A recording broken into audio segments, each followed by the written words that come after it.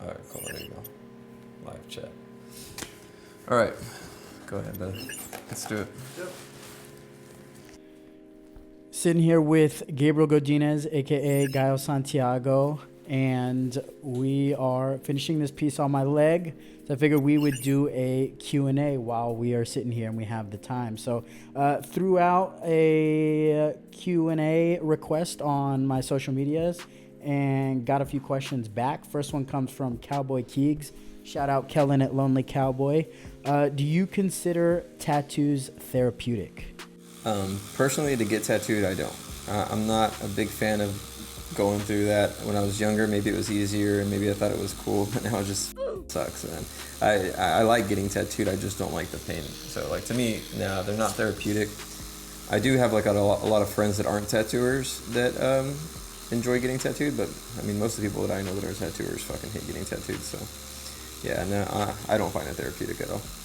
As far as when you are kind of doing what you're doing right now as the artist, what do you like about that, I guess, exchange between you and the client? The money.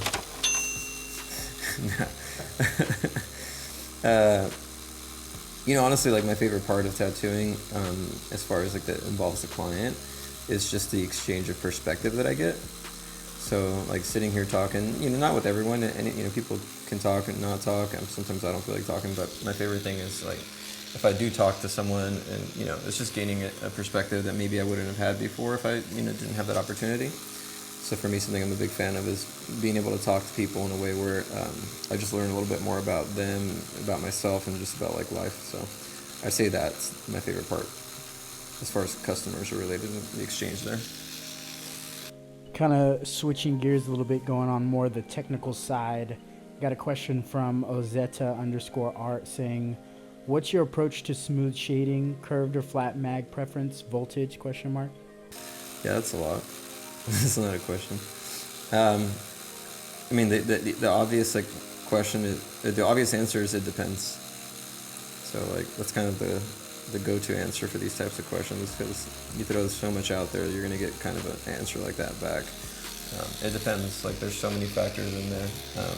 A lot of that just comes with time, I don't think voltage is relevant. People always ask for voltage. I don't think voltage is as relevant as people like to think it is. I think, your hand speed's always going to have to correlate with your voltage, and that's something that's more of like a relationship you develop independently from what your voltage setting is. So that's kind of a big reason why I think voltage is kind of silly.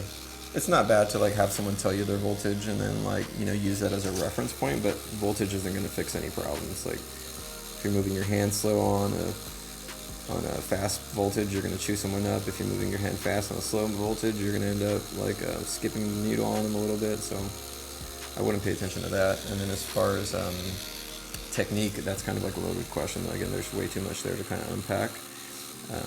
The main thing that I say is, like, be deliberate with your motions. So if you're going to put something in, put it in and move on.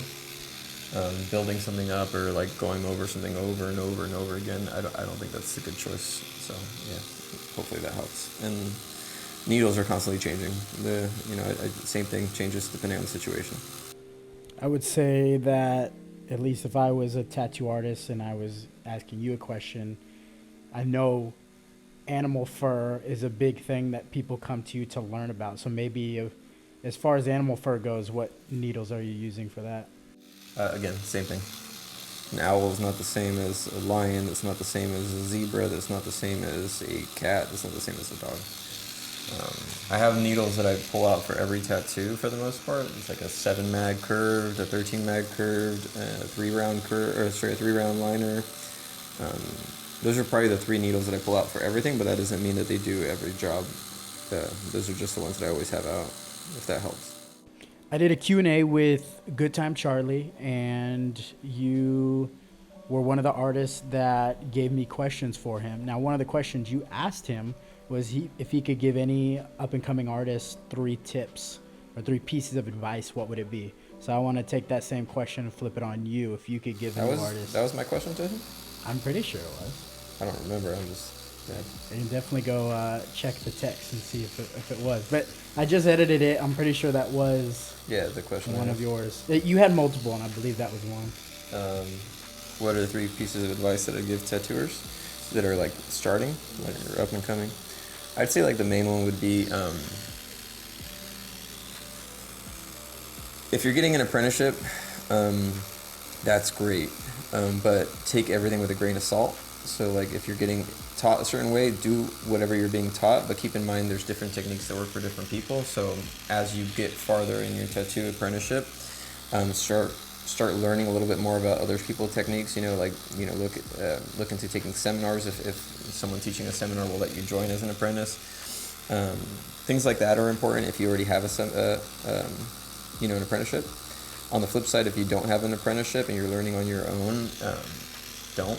And I don't mean that like don't learn on your own completely. Like if I learned a lot of the beginning of my foundation came at learning alone and like scratching. But for me, the faster I found myself asking people or going to art school or doing anything that would just expand my knowledge through teaching of some sort, like the faster I progressed.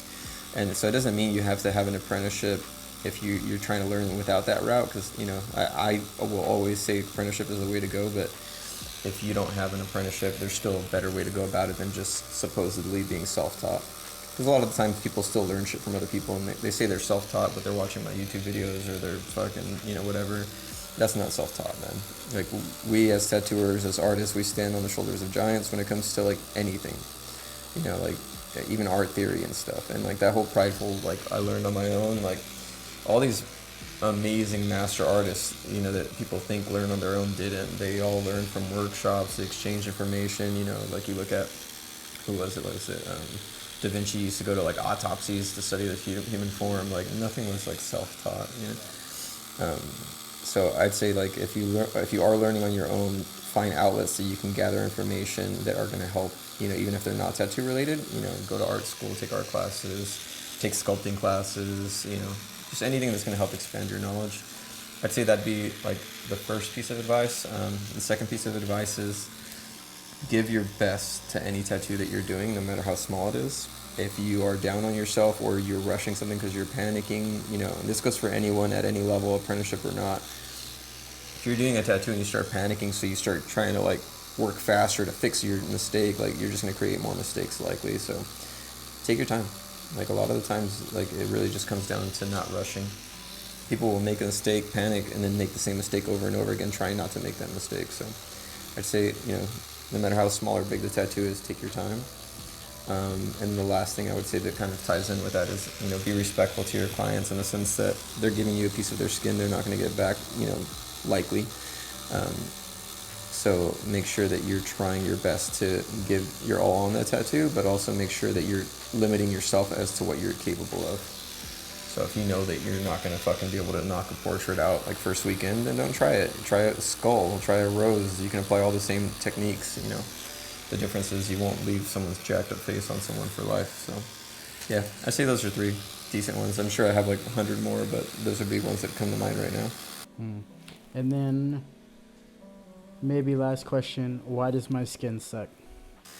I don't know. There's a lot of factors as to why people's skin could suck.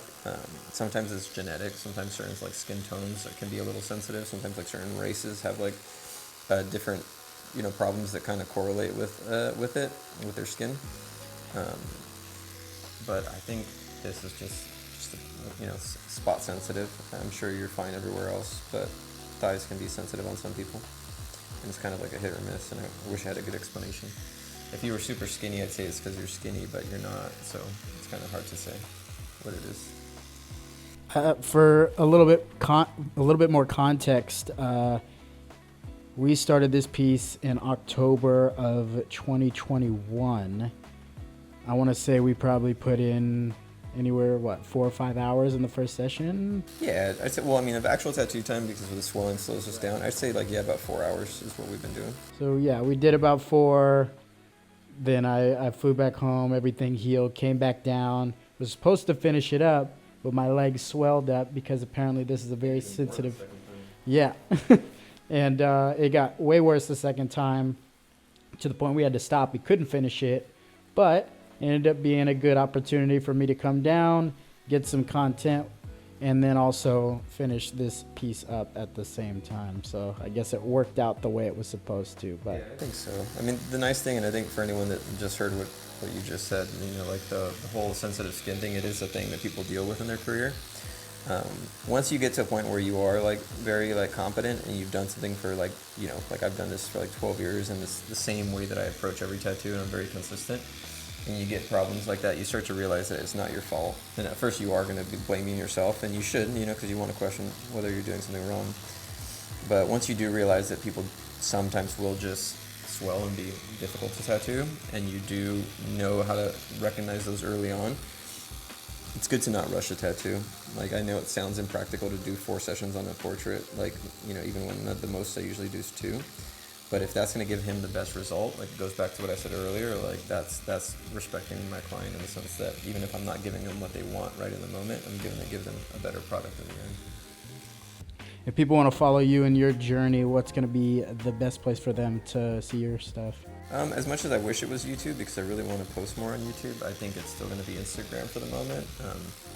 I'm doing this podcast, and I think that's going to be great. That one is getting posted on YouTube, but on my Instagram, I'm posting like the links for it when it's available for like audio, and I think that's going to be kind of the future as far as if anyone wants to see where I'm at, at any given time, or like, just hear my thoughts the podcasts really aren't about me. I'm usually going to be interviewing people, but it's a good way to kind of like have a glimpse into the conversation of where I'm at the moment, and also like where I will be going. So for sure, Instagram I think is the best as of right now still.